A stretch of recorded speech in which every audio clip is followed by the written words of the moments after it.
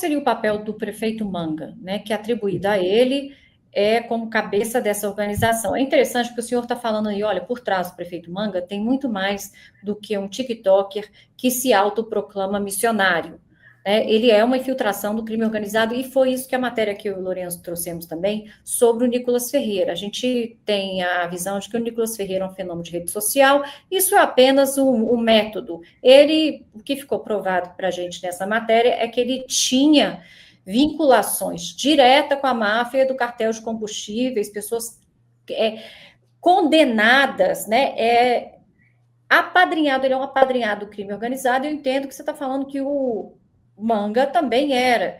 Queria saber de você, como era o papel dele de cabeça do crime, quem que era a pastora Simone nessa jogada, quem que era o Marcos Mota, como que eles funcionavam e mais, qual que era o papel das igrejas? Ótimo. Então, o que acontece? Aí nós começamos, foi a denúncia, essa é a denúncia mãe, vamos dizer assim. Né? Só que, como a Polícia Federal fala que o Manga é o chefe do grupo organizado, por quê?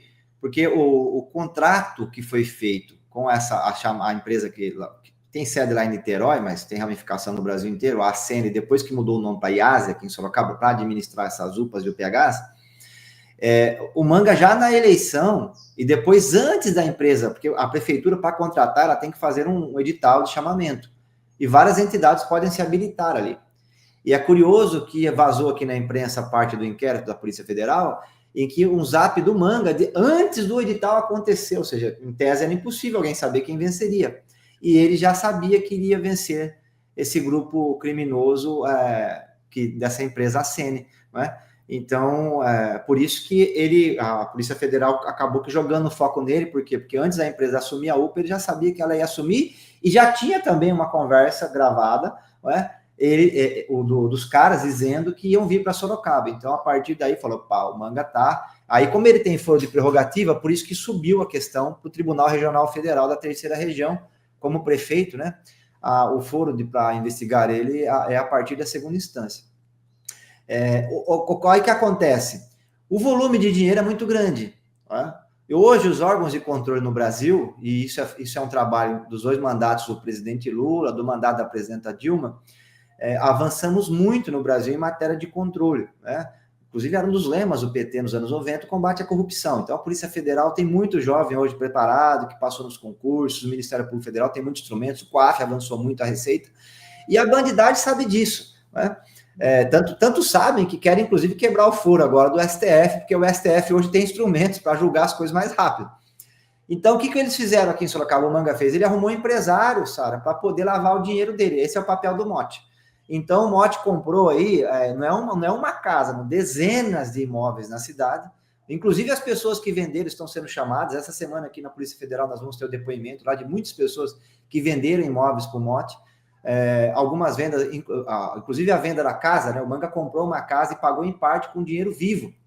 E o casal que vendeu não sabia que estava vendendo a casa para o Manga, achou que estava vendendo para outras pessoas, e quando descobriram que era para o Manga, foi entregue para eles uma caixa cheia de notas de R$100. Né? Então tem até uma piada aqui na cidade que fala que por isso que o Bolsonaro queria tanta nota ali de R$200, né? Para poder diminuir quando tivesse esquemas de propina. Imagine, R$400 mil numa caixa de papelão, entregaram para o casal ficou assustadíssimo, eles já fizeram depoimento na Polícia Federal, falou, poxa, então, olha aqui, essa cena aqui é o Mote indo depositar dinheiro. A gerente do banco disse que o dinheiro fedia, tinha resto de minhoca, elástico grudado, terra, e eles enterravam o dinheiro da propina.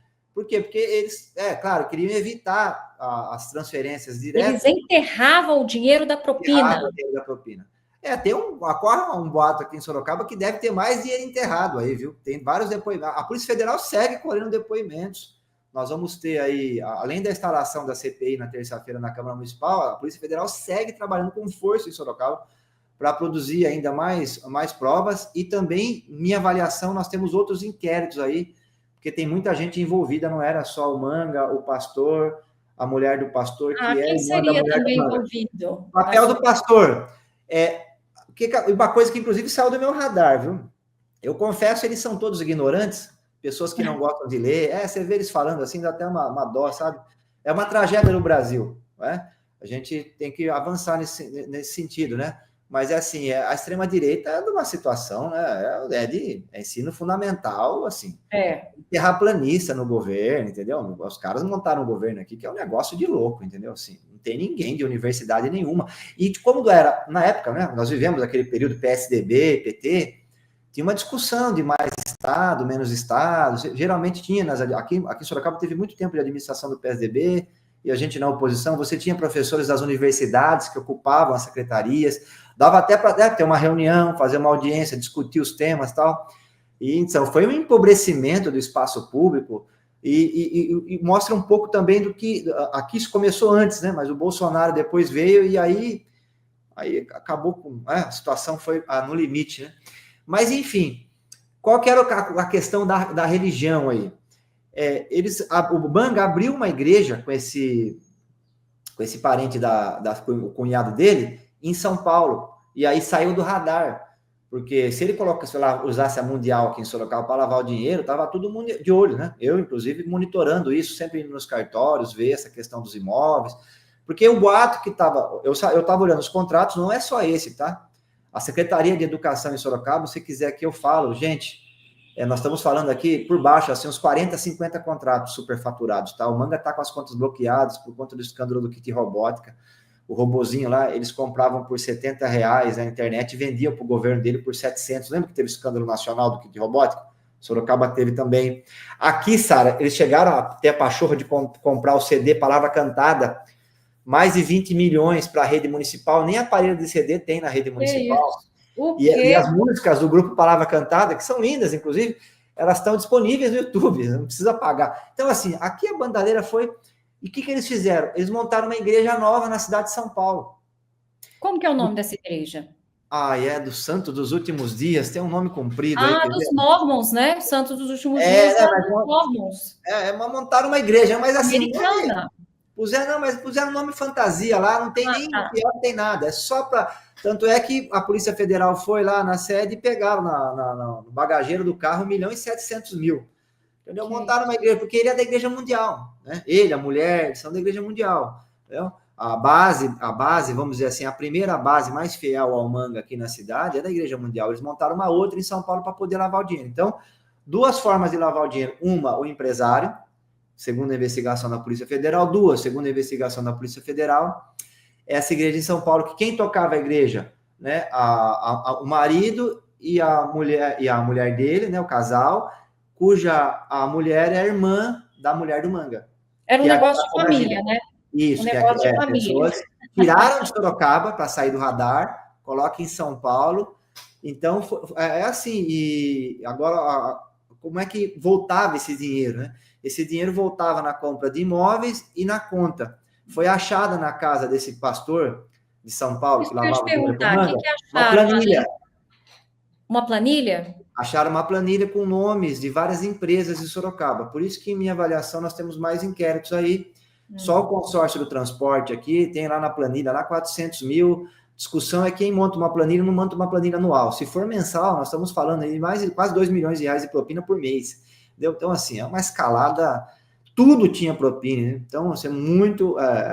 por isso que a minha avaliação é que a Polícia Federal vai seguir desdobrando todas essas questões, porque ela tá em algumas camadas. Focaram um pouco, né, no chefe do esquema, que é o prefeito, e, afinal de contas, ele assina todos os contratos, no entorno imediato, que estava fazendo a lavagem do dinheiro. Agora tem mais gente envolvida aí, e acharam essa conta, uma espécie de uma escrituração da propina. E também a imprensa está vazando, porque o inquérito está sigiloso, tá? Mas tem saído muita coisa nos jornais aqui da cidade, da região e tal. Saiu também que eles usavam o termo milagre quando caiu o dinheiro na conta. É uma coisa muito curiosa. Aqui teve até um ato na Câmara Municipal. Teve um existia a linguagem religiosa como um código, né? Eu estava vendo as reportagens que ela fala assim que entre o Manga e o tal do apóstolo Estevão Hernandes, né, da Igreja Renascer, que eles falavam assim, está precisando de um milagre? Né, a linguagem cifrada para falar de operação ilícita, isso tem uma coisa perversa, não tem? Eu acho, inclusive, que não assim, isso não é coisa nem de quem de fato é religioso, né? Porque geralmente quem Eu já fui em sistema prisional como advogado e tal, as pessoas cometem crimes, mas tem lá a Bíblia, entendeu? Temente a Deus, às vezes faz uma reflexão ali para tentar fazer uma reintrodução na sociedade, usando inclusive a religião como base para poder ter forças, né, para enfrentar, às vezes, um momento difícil, que é o momento da prisão. Até, né, nós estamos falando aqui de pessoas que estão no sistema prisional, então, assim, respeitam, são tementes, não brincam com os símbolos e palavras religiosas. Aí você pega alguém que se elegeu por uma religião, né, pela Igreja Mundial, usando a palavra milagre, que para quem tem fé, e eu venho de uma família católica, minha mãe era muito militante, foi da teologia da libertação e tal. Assim, o milagre, ele é o ponto alto, né, de quem tem fé, porque é o momento em que a presença de Deus se revela, né? Você ressuscitar um morto, uma pessoa que está com câncer terminal, já está desacreditado pela medicina, de repente, né?